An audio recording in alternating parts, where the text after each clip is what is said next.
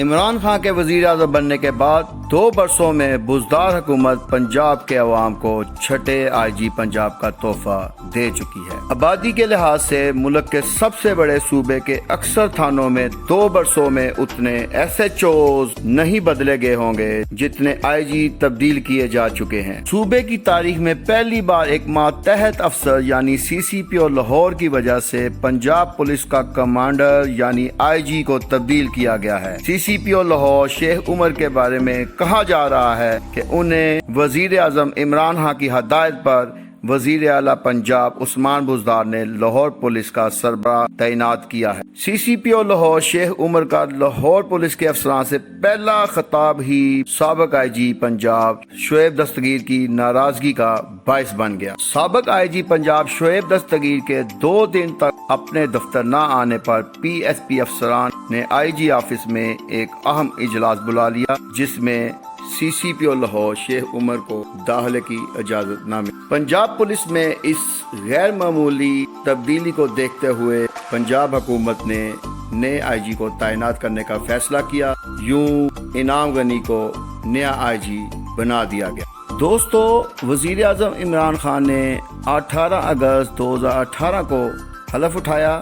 عمران خان کے وزیر اعظم بننے کے بعد اب تک پنجاب کو 6 آئی جیز کا تحفہ مل چکا ہے۔ ان میں کلیم امام، محمد طاہر، امجد جاوید سلیمی، کیپٹن ریٹائرڈ عارف نواز، شعیب دستگیر اور اب انعام غنی شامل ہیں۔ کلیم امام 13 جون سے 11 ستمبر 2018 تک آئی جی رہے، یعنی وہ صرف 3 ماہ تک پنجاب کے آئی جی رہے۔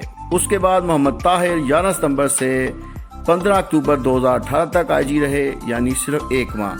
امجد جاوید سلیمی 15 اکتوبر 2018 سے 17 اپریل 2019 تک آئی جی رہے، یعنی 6 ماہ تک۔ کیپٹن ریٹائرڈ عارف نواز 17 اپریل 2019 سے 28 نومبر 2019 تک آئی جی رہے، یعنی 7 ماہ۔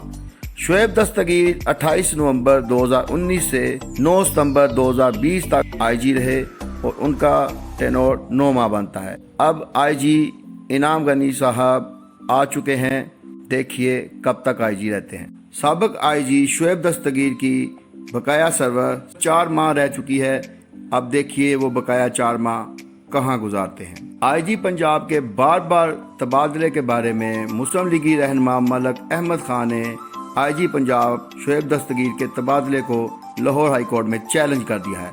درخواست میں کہا گیا ہے کہ شعیب دستگیر کا تبادلہ پولیس آرڈر 2002 کی خلاف ورزی ہے۔ آئی جی کو 3 سال کے لیے لگایا جاتا ہے کہ موجودہ حکومت نے 2 برسوں میں 5 آئی جیز تبدیل کیے ہیں۔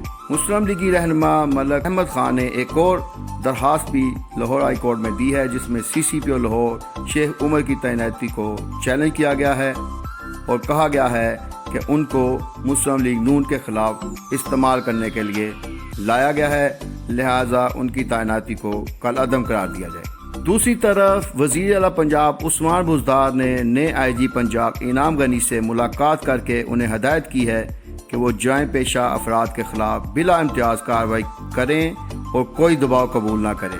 آئی جی پنجاب انعام غنی نے پولیس افسران سے اپنے پہلے خطاب میں کہہ دیا ہے کہ کرپشن اور پولیس حراست میں ہلاکت کے واقعات برداشت نہیں کیے جائیں گے۔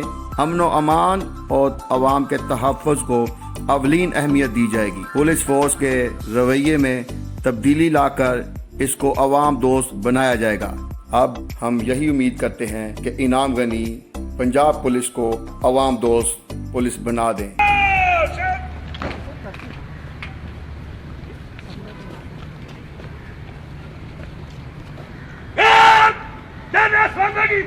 جناب